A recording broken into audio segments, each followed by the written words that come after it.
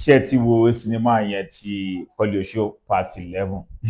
ẹ̀wọ̀n kan tó fọ́nì sí mi jù ń bẹ̀ nítorí pé Kọ́lé Oṣó part 11 wọ́n lo àwọn cast tuntun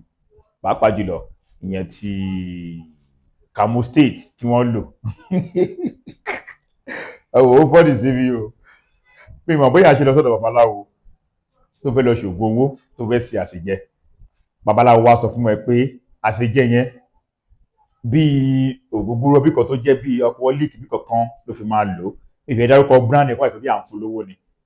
táwọn brand bá fẹ́ pa polówó kan wá fún wọn lówó ká polówó fún wọn ló wá sọ pé irọ́ o ẹ̀sìn ò ní ẹ̀ o èmi tó wọ tó ń lọ church ò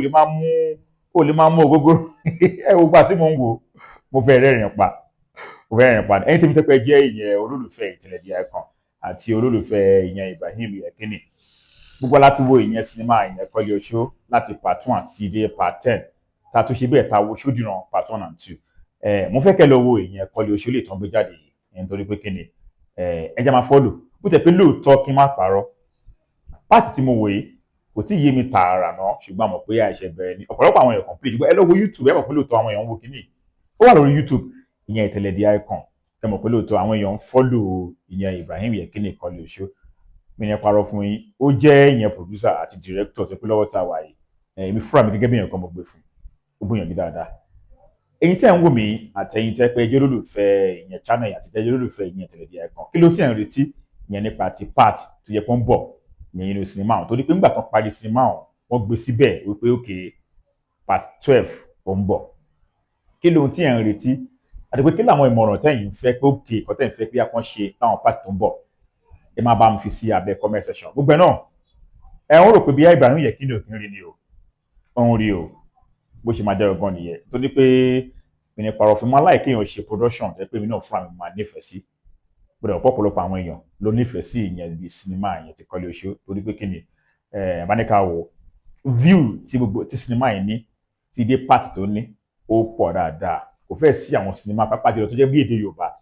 tó wà lórí YouTube táwọn èèyàn wò dáadáa tó yẹ ṣùgbọ́n bóyá torí bó ṣe jẹ́ production àwọn èèyàn fìlì ẹ̀ kọ́mẹ́dì ẹ̀kọ́ àti oríṣìí tó wà ń bẹ̀ ṣùgbọ́n léyìí tèmi sì wò kẹ́yìn mi ò tí rí kankan tó ṣe ṣe kí n sọ pé motivate mi ni ṣùgbọ́n mi ní parọ́ fún mo like sinimá mo dẹ̀ nígbàgbọ́ pé èyí tó ń bọ̀ ó tún máa ṣe bẹ́ẹ̀ ó máa jíjà wá gẹ́gẹ́ bí àṣà èdè Gẹ̀ẹ́sì ìyẹn jìyẹn lọ nítorí pé nígbà tá a wo Ṣódìran part 1 and 2 part 1 gbogbo wọn pariwo kí ló ń Ṣódìran kí ló ń ṣẹlẹ̀ ìgbẹ́lẹ́yìn rẹ̀yìn nígbà tó máa ṣe Ṣódìran part 2 àwọn àdìpọ̀ ó kí inú wa dùn pé búrọ́ọ̀sì gbìyànjú dáadáa torí pé ibẹ̀ ni àlàyé ti wá ṣẹlẹ̀ torí pé ibẹ̀ gan ló wá bí ìyẹn Kọ́lé Oṣó part 11 torí pé ọ̀pọ̀lọpọ̀ wa tẹ́lẹ̀ Kọ́lé Oṣó part 11 là ń retí kó di pé bóyá Ṣódìran part 1 and 2 kó di pé ìyẹn ẹ̀ṣẹ̀ wá bí ìyẹn part 11 lè jẹ́ kó ṣe bẹ́ẹ̀ tó jáde láìpẹ́ yìí pé gẹ́gẹ́ bí ọ̀kan mo anticipate ìyẹn fún gbogbo ìyẹn part tó tún bọ̀ ìyẹn part Kọ́lé Oṣó ó wá ṣe rò kó rí kò sí part Kọ́lé Oṣó tó máa gbé jáde tí mi ò ní wò torí pé kí ni mo like sinimá tó dáa láti kọ story kì í ṣe kan tó easy láti gbé àgbékalẹ̀ láti direct